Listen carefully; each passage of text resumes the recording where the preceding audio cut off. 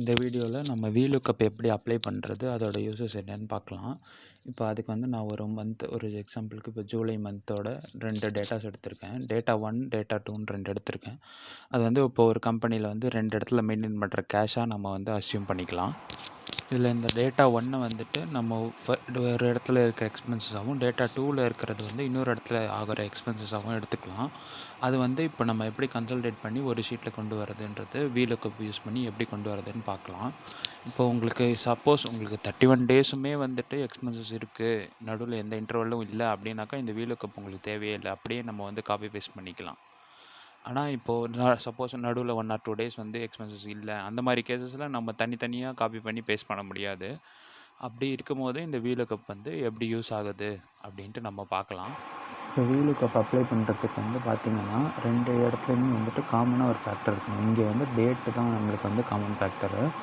அதை பேஸ் பண்ணி தான் இப்போ நம்ம வந்து அந்த டேட்டா எக்ஸ்பென்சஸ் காலம் வந்துட்டு Vlookup போட்டு எடுக்க போகிறோம். அதுக்கு இப்போ Vlookup ஃபார்முலா வந்து பார்த்திங்கன்னா ஈக்குவல் டு Vlookup போட்டு டேப் அழுத்தினீங்கன்னா அந்த ஃபார்முலா அப்ளை ஆகிடும். அதுக்கப்புறமா இந்த செல் எது வந்து இங்கே நம்மளுக்கு காமனாக இருக்கிறது வந்து டேட் இல்லையா, அதனால டேட்டை செலக்ட் பண்ணிக்கிறோம்.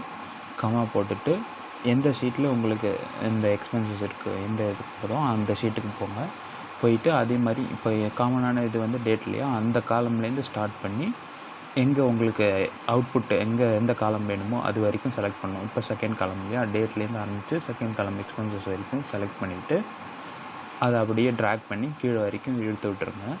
ஃபுல்லாக செலக்ட் பண்ணிவிட்டு அதுக்கப்புறம் அகைன் கமா போட்டுட்டு இப்போ உங்களுக்கு அவுட்புட் காலம் வந்து எத்தனாவது காலமில் இருக்குது, அவுட்புட் வந்து எத்தனாவது காலமில் இருக்குது, இங்கே வந்து பார்த்தீங்கன்னா செகண்ட் காலமில் இருக்குது. ஸோ 2 ப்ரெஸ் பண்ணிவிட்டு அகைன் கமா 0 போட்டு ப்ராக்கெட் க்ளோஸ் பண்ணிட்டீங்கன்னா அங்கே வந்து உங்களுக்கு அவுட்புட் வந்து வந்துடும்.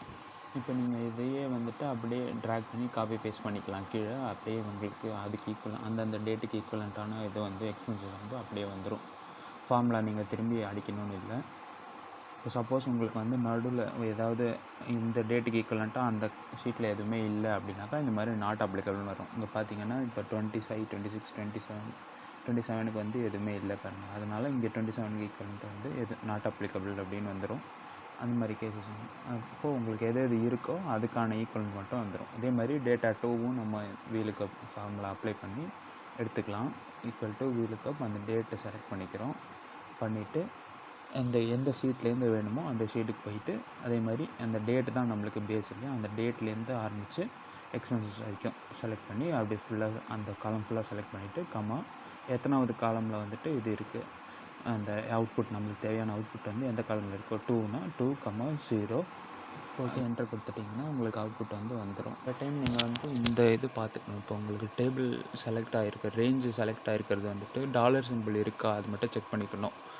அப்போ இங்கே பார்த்தீங்கன்னா B2லேருந்து C27 தான் ரேஞ்சு. பார்த்தீங்கன்னா ஃபஸ்ட்டு செல் பார்த்தீங்கன்னா B2வில் ஸ்டார்ட் ஆகி C27 வரைக்கும் இருக்குது. இப்போ நீங்கள் இந்த மாதிரி டாலர் சிம்பிள் இல்லாமல் இருக்கிற கேசஸில் நீங்கள் அப்படியே ட்ராக் பண்ணிங்கன்னா என்ன ஆகும்னா அப்படியே அந்த ரேஞ்ச் வந்து மாறிட்டே வரும். அடுத்த செல் ட்ராக் பண்ணும்போது B3லேருந்து C28 போயிடும். இந்த மாதிரி ரேஞ்ச் மாறிட்டே வரும். அப்படி இருக்கும்போது உங்களுக்கு கரெக்டான அவுட்புட் வராது. அப்போது நம்ம என்ன பண்ணோம்னா அந்த டாலர் சிம்பிள் வந்துட்டு அந்த செல் நம்பருக்கு முன்னாடி அந்த ஆல்ஃபபெட் இருக்கு இல்லையா, அதுக்கு முன்னாடியும் பின்னாடியும் வந்து டாலர் சிம்பிள் போட்டுக்கிட்டு இந்த மாதிரி அந்த ரேஞ்சுக்கு ஆல்ஃபபெட்டுக்கு முன்னாடியும் பின்னாடியும் வந்து நம்ம வந்து இந்த மாதிரி டாலர் சிம்பிள் வந்து போட்டுக்கணும். அதுக்கப்புறமா நம்ம ட்ராக் பண்ணோன்னா உங்களுக்கு கரெக்டான அவுட்புட் வந்து வந்துடும். இந்த மாதிரி ரேஞ்சை வந்து கரெக்டாக செலக்ட் பண்ணிவிட்டு அந்த டாலர் சிம்பிள் போட்டு அதுக்கப்புறம் நம்ம ட்ராக் பண்ணோன்னா நம்மளுக்கு எல்லாமே கரெக்டாக வந்துடும். இப்போ நம்ம அப்படியே அந்த ஃபார்முலா வந்து காப்பி பேஸ்ட் பண்ணிக்கலாம்.